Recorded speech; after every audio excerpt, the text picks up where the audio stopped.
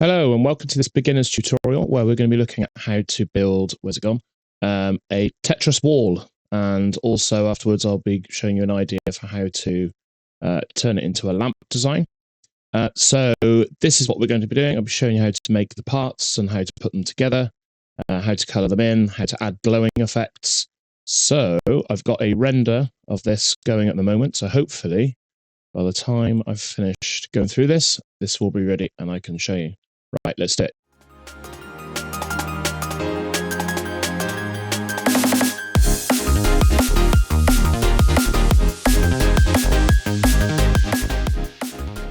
First of all, I'm in a blank document.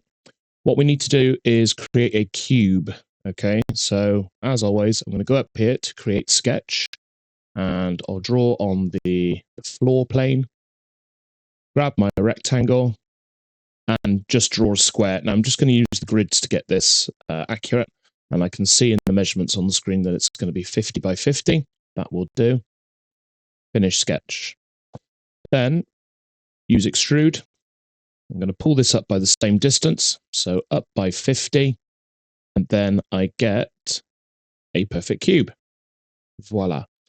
All right, so to make these stand out next to each other, if you have a look at these, to give them these beveled edges, we're going to use the chamfer tool. So under modify, and I should have warned you at the start, I'm going to race through this pretty quickly, so feel free to pause me at any point, because I don't want this video being half an hour long. So I'm going to chamfer under the modify menu. You could use a fillet, but I'm going to use chamfer, and I'm just going to select all 6 faces like that. And I'm not going to type a measurement in, I'm just going to pull the arrow until it looks about right. Smaller is better for this, so I'm going to go with that. There we go. So that is all we have to make to do this. The rest of this is an exercise in using the move/copy tool. We'll be using that a lot, but in terms of the actual sketching and extruding and doing features, we're basically done. So next thing we need to do is to make, where are they? The basic shapes for Tetris. And I have got 7. 1, 2, 3, 4, 5. Yeah, I've got 7 here. But you could get away without one of these 2 and without one of these 2 because they're just mirrors of each other. So you could get away with 5. So that's what I'll do for the purposes of this demonstration, is I'll just do 5. Right. So the move tool. Select that. Make sure it says bodies, and I want to move that body.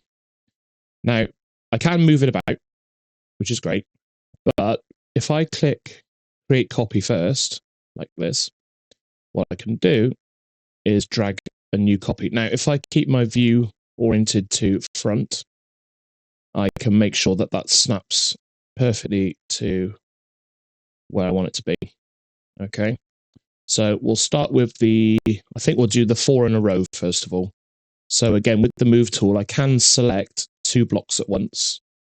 Click on create copy, and again, put them in the right place. There we go. So that's the first shape done.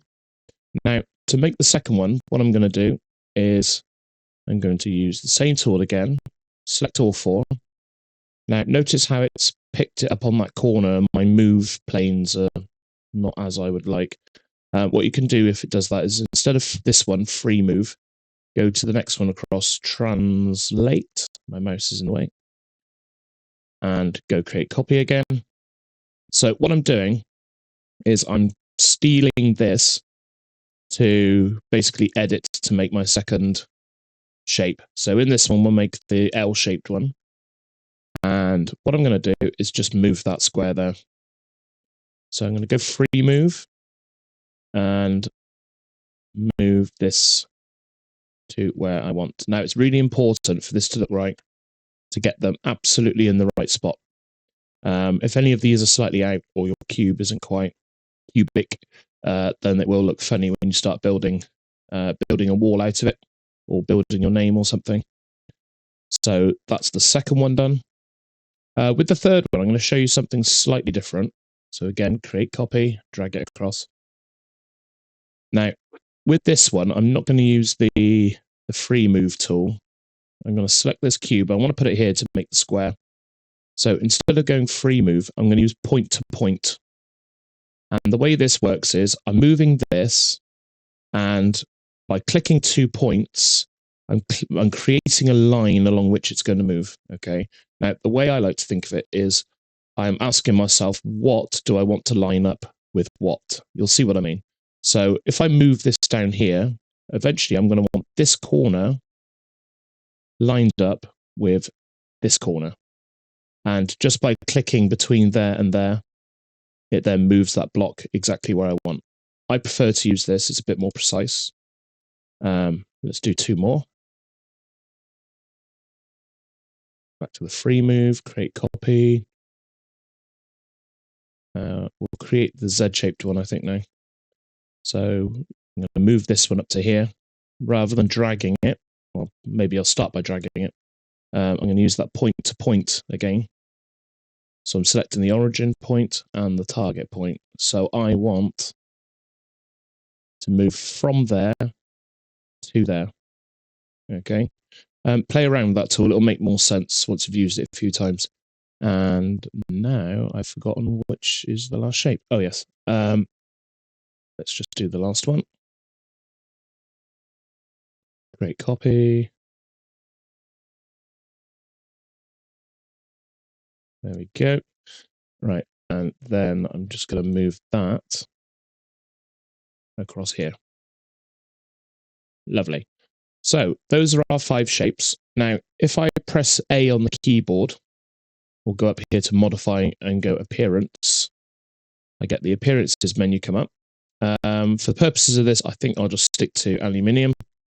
Make sure any that you want to use, any of these colors are downloaded, because mine are not. And all you do is drag it across. Now, these are still 4 individual blocks. So this is not one object. Now, this will be a pain when you're coloring them in, if you're doing this for every single block. And then when you're using the move tool, you have to select all of them. You can use this tool up here, the combine tool. And as you can see from the little diagram it brings up, essentially it just welds them together. So I'm going to select that and just click all 4 of the cubes.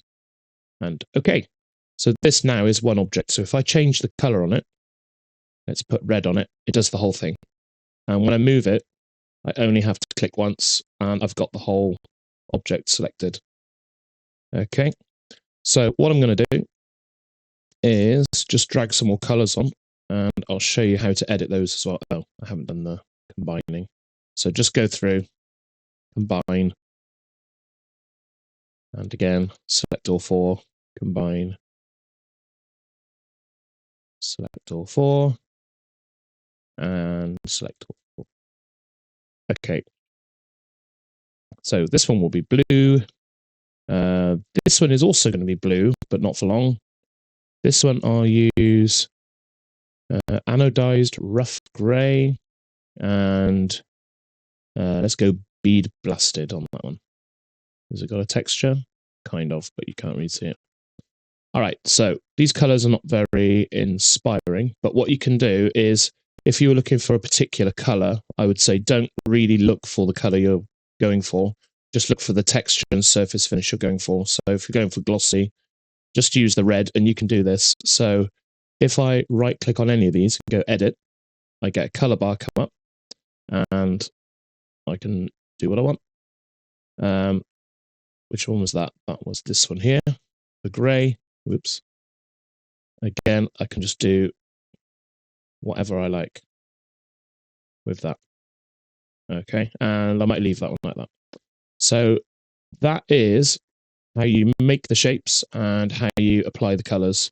And then from there, it's literally a case of what I'd suggest actually is keeping these here. Don't use these, but start with this as like your palette, if you like, and begin off to the side, building your wall or building your name or whatever it is you want to do.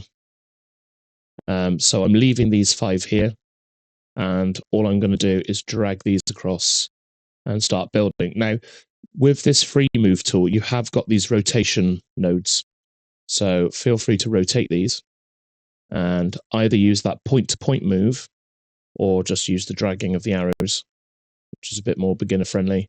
But as you can see, you can quite quickly start to just use the same tools again and again to build this up to create something like, where's it gone? Well, like this. Whoa. Or like this. And I'm hoping my render will be finished. Yes, it is. Okay. So what I haven't shown you yet, I'll leave the render for now, is how to do the glowing effects. So on this one, once I'd built my wall and I'd used carbon fiber and I think I used a wood and some metals and things, all I did was built this frame around it. So I made a rectangular base plate and just put a chamfer on it. And then I made a copy up here, the opposite way up, like that. And then all I did was created a sketch on this face, drew 4 circles, and extruded them up to meet this. But I made them as new body, not as join, when I did the extrusion, just so it was easier for me to drag the colors onto these poles. So what I've done, if I show you in the in-canvas render, is I've made these green poles glow. So by doing this, it starts to build the rendering. And you can see this material is glowing and giving off light. So I'm going to show you, this will be the last thing I show you actually. I'm going to show you how to do this quickly. So I'm going to stop that and come back over here to this other document. So let's say, for example, we wanted all of these to glow in a different color. If I go back to the appearance menu, it won't work with aluminium because it doesn't naturally glow. But if you go to miscellaneous in the materials category and then go to emissive, these are all of the materials that emit light. Now, let's say, for example, let's use red, green, blue on here. So I can drag blue, green, red. Okay, so these are theoretically made of LED material and should, I haven't saved this, so don't want it in there. Let's chuck it in there. I'll call this Tetris 3. You have to save it before you go into the render menu. There we go. So if I go into the render workspace, now if I run an in-canvas render, that will give me an idea of how this is going to look. You can see it's not glowing. Okay, so what you need to do is, and you can do it here, you can get into the appearance menu in the render workspace, or you can go back to design and press A on the keyboard, or go here. If you have a look at these materials, which ones are they? This one, I think. If I edit that material, you can see here it's got a luminance value. And this is how much light it gives off. Basically, what you want to do is chuck in 1 or 2 extra zeros into that. Okay, same with the green one. Let's throw in some zeros. And where was the blue one? Edit. Let's throw in some zeros. But what you can also do is you can change the color up here. So if you wanted to go for something like this, or you wanted to go orange, or whatever, you can change the color of the material up here. Now, what this does, though, is it changes the color of the plastic that it's made of. It doesn't change the color of the light coming out of it. Okay? To do that, you have to go into Advanced, and under Emissivity, you can see it's trying to give off a blue light, which we don't want. I've made the thing orange, but I also want an orange light, so I'd have to change the color of the light coming out of it as well. Apply. Okay, so if you go back to render, and we'll just run a test one, as you can see, it is now glowing. Now, the reason I made the lamp And what I would say as well is play around with the number of zeros you have in that sort of luminance setting, because it's easy to overdo this. So, for example, I think this might be a little bit bright. I'd probably tone this down. But the reason I made these glowing strips around this one rather than making the blocks themselves glow is because the lighting effects look much better when the light has something to bounce off. So if you make all of these glowing, then you don't really get any reflections, you don't get any glowing effects that sort of look very good. Whereas if you make something that's sort of outside of the model glow, then you end up with, hopefully, I haven't checked this yet, so we'll see how this comes out. Something like that. Okay, so I'm pretty happy with that. What I would probably do if I did this again is change the color of these glowing strips from green to something more neutral, maybe white, just because the whole thing, it's kind of difficult to see some of the textures and some of the colors on this. The other idea I had as well was if you built your name out of blocks like this, then you could put like a board behind it and make that glow or something, or put like a wooden board behind it and have sort of little glowing lights in the corner so it lights this up. I don't know. So that is it basically for this tutorial. So a lot of use of the move tool. I think this is really good to get you up to speed with using the point-to-point and getting used to copying bodies and that sort of thing. As a beginner tutorial, this is the sort of thing that's going to make life a bit easier later on. But as a bonus, feel free to play around with the glowing materials and have a go at doing some of these renders. Now, what I will just leave you with is to do this, how to do this. I haven't actually explained. You go here. So this was the test render that just sort of does it in the canvas and slowly builds an image. But if you want a real one that you can download, a nice one, you go to the teapot and you get this menu and you get all these options up here. Now, these are not for like making videos or making mobile things or printed. What this is just the size of the image, okay? So because I like to download images that are the same size as my screen, I just go to video and I pick 1080p. This option here is, do you want your computer to create the image and to do all the grinding? It is quite demanding on the system. I don't do this. I let the cloud do it. And what quality do you want? Do you want an okay quality image or do you want a really good one? So I always go with these three settings here. And you can see I'm allowed 16 tokens per or credits per request. With the sort of student license, you don't have a limit, but you can only run an image that is 16 per request. This is because this is using 2 because the image size isn't very big. If I was to up this to like 8K or something, this number would go up significantly. But play around with this, see what you get. And what it gives you here is an idea of how long this render is going to take. Okay, so this says less than 10 minutes. If I click render, it sends the data up to the cloud. And you get this. And what you'll notice is if you sign out of Fusion now, this will carry on in the background. And next time you come in, it'll be there waiting for you. But what you'll get is a sort of loading bar appearing once it starts to get processed in the cloud. So I am not going to sit here and make you watch me watch this. So what we'll do is we'll leave it there for today, although I've already said that once. Go and have a play and see what you can come up with. All right. Thank you very much.